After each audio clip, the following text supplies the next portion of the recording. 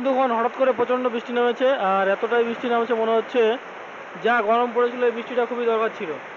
মাঝখানে এতটা গরম ছিল যে মানুষের অস্থির হয়ে গেছিল, বসে থাকা যাচ্ছিল না, এতটা গরম।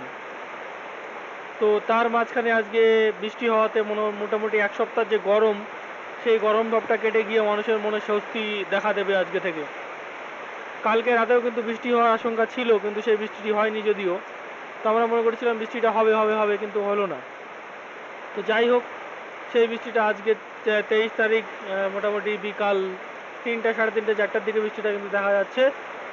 আর বলতে পারি আমরা ভালোই বৃষ্টি হচ্ছে, দেখতে পাচ্ছ তোমরা তোমাদের চোখের সামনে যে মুষলধারে বৃষ্টি কিন্তু হচ্ছে।